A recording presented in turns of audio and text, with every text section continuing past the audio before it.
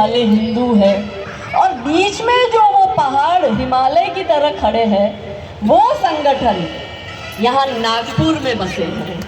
जो नागपुर वासी बहुत ही सौभाग्यशाली है कि आप उस शहर में रहते हैं जिस शहर के जो शहर केंद्र है जिसने पूरे भारत के हिंदुओं को सुरक्षित करने का संकल्प लिया है।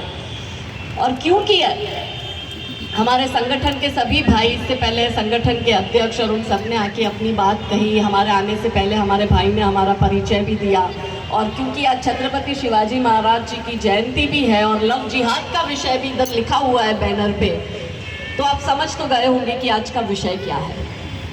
देखिए, समस्या बहुत है समाज में, मगर समस्या का मजबूती से सामना करना पड़ेगा। समस्या से भागना कभी समाधान नहीं हो सकता। तय आपको करना है कि मेरे यहाँ से जाने के बाद में आपके जीवन में क्या परिवर्तन आता है। भैया ने हमारे परिचय में ये भी बोला कि दीदी बहुत अच्छा बोलती है। भैया, बड़े बड़े मंच से माइक लेके बड़ी बड़ी बातें करने वाले बहुत से लोग हैं, बहुत बड़े बड़े ऑरेटर बैठे हैं, उनके सामने मैं तो कुछ भी नहीं हूँ। मैं एक छोटी सी सामाजिक कार्यकर्ता हूँ, राम जी की सेना की वो छोटी सी गिलहरी हूँ जो थोड़ा बहुत योगदान जो भी ग्राउंड पे दे सकती है। और मैं ग्राउंड पे एक्टिविज्म करती हूँ। 3 विषय जो है जिस पर हम कार्य करते हैं वो है लव जिहाद, भूमि अतिक्रमण जिसको कुछ लोग लैंड जिहाद बोलते हैं, और तीसरा है धर्मांतरण। इन 3 विषयों पर हम ग्राउंड पे एक्टिविटी करते हैं। और हम तो क्या ही है, इतने सारे सामाजिक संगठन, हिंदू संगठन, धार्मिक संगठन के लोगों ने इस महान मातृभूमि के लिए बलिदान दिया, क्योंकि हमारे आदर्श छत्रपति शिवाजी महाराज, धर्मवीर संभाजी महाराज, महाराणा प्रताप, जीजा माता, रानी लक्ष्मीबाई, रानी दुर्गावती जैसे महान विभूतियां हमारे स्रोत है। हम सब आज जब इस सभागार में हैं तो मैं तो कुछ भी नहीं हूँ, जो आप है वही तो मैं हूँ, जो आपकी शक्ति है वही तो मुझ में है। हम सब एक ऊर्जा पुंज, एक शक्ति स्रोत है। और हमें अपने इस देश को, अपने धर्म को बचाने के लिए, क्योंकि छत्रपति शिवाजी महाराज का भी संकल्प क्या था? स्वराज का। स्वराज मतलब अपना राज। क्या सच में हम हमारे राज में जी रहे हैं? पहले हमने इस्लामिक आक्रमणकारियों की गुलामी करी, फिर हमने ईसाई आक्रमणकारियों की गुलामी करी, फिर हमने नेहरू गांधी परिवार की गुलामी करी, और अब तो हर घर में एक नेता बैठा है जो किसी न किसी पॉलिटिकल पार्टी से जुड़ा है। तो अब हम अनगिनत राजनीतिक पार्टियों की गुलामी कर रहे हैं। परेशानी कहाँ आती है हम जैसे लोगों को? क्योंकि मैं वही बोलती हूँ मन से जो मैं खुद अपने एक्टिविज्म में फेस कर रही हूँ, क्योंकि इन तीनों मुद्दों पर मैं ग्राउंड पे काम कर रही हूँ। कोई अखबार में से पढ़ी हुई न्यूज़ थोड़ी आपको आके बता रही हूँ। मैं वो पीड़ा आपसे शेयर कर रही हूँ जो मैंने प्रत्यक्ष झेली है, जो मैंने प्रत्यक्ष उन रोते बिलखते माता पिता को देखा है जो अपनी बच्चियों के टुकड़े समेट रहे हैं, क्योंकि कोई अब्दुल, कोई आफ्ताब उसको फंसा के ले जा रहा है। मैंने उन लोगों को भी देखा है, उन गरीब किसानों को भी देखा है कि रातों रात वक्फ बोर्ड आकर उनकी ज़मीन पे कब्जा करता है और उनको निकाल देता है। कहीं और की कहाँ बात करना, मैं गुजरात से आई हूँ। कहते हैं हिंदुत्व की प्रयोगशाला है गुजरात, कहते हैं हिंदुत्व का गढ़ है गुजरात। और पिछले महीने वहाँ पे क्या हुआ कि आधी रात को वक्फ बोर्ड के गुंडे घुसते हैं और रात को 2:30 बजे 5 हिंदू व्यापारियों की दुकान के ताले तोड़ते हैं, दुकान के अंदर घुसते हैं और उसका सामान बाहर फेंकते हैं। बताओ, इतनी हिम्मत इनकी हो गई। ना हमारी बेटियां सुरक्षित, ना हमारी जमीनें सुरक्षित, ना हमारी गौ माता सुरक्षित, ना हमारे मंदिर सुरक्षित। हिंदू दसों दिशाओं से घेरा जा चुका है। और हिंदू तभी बोलता है कि अगर बंगाल का मैटर है तो महाराष्ट्र का और गुजरात का हिंदू बोलेगा, मगर वही जब गुजरात का मैटर या महाराष्ट्र का मैटर है तो वो हिंदू चुप रहेगा, जो तब उछल उछल के बोल रहा था, क्योंकि वो उसके पॉलिटिकल एजेंडा में कहीं ना कहीं फिट नहीं बैठता। अब हिंदू को तय करना है कि उसको पॉलिटिकल हिंदू बनना है या हिंदू वाला हिंदू बनना है। तो मैं तो हिंदू वाली हिंदू हूँ, हम कोई पॉलिटिकल हिंदू नहीं। हम तो छत्रपति शिवाजी महाराज की सेना के सैनिक हैं, छोटे से। हम तो उनके आदर्श को फॉलो करते हैं। और वो ये कहते हैं, वो हमें सिखा कर गए कि कोई भाईचारा नहीं है, इनसे कोई भाईचारा हो भी नहीं सकता है।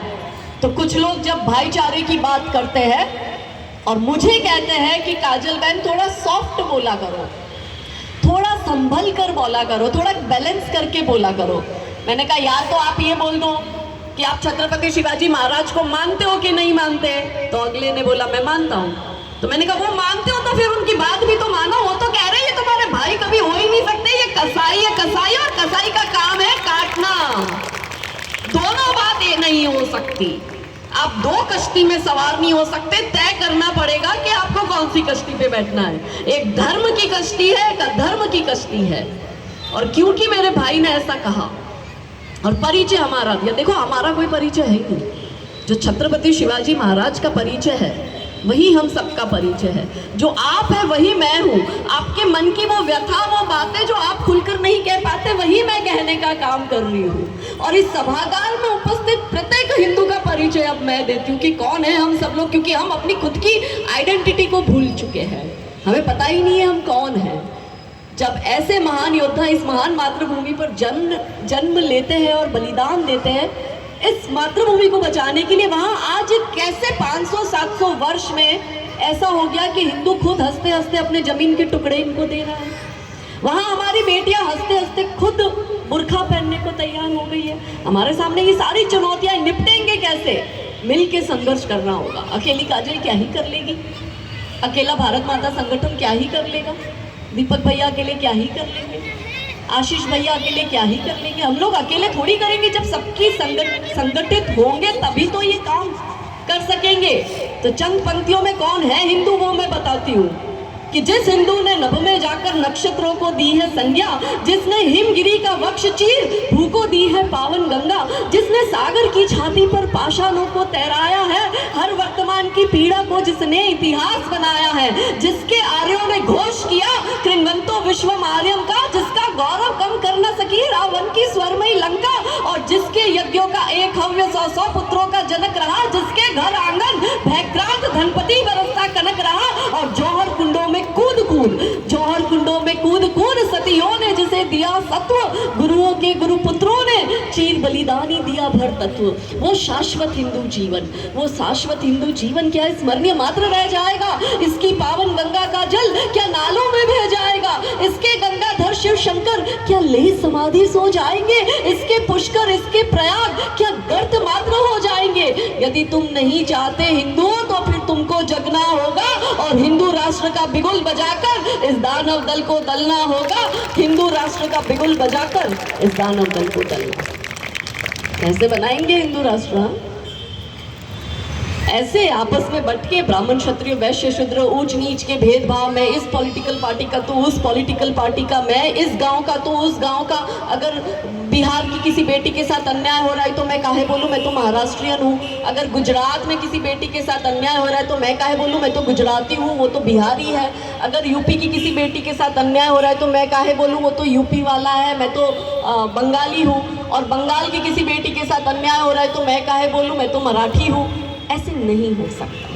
हमने बेटियों को भी बांट दिया। पहले हम बटे धर्म के आधार पर,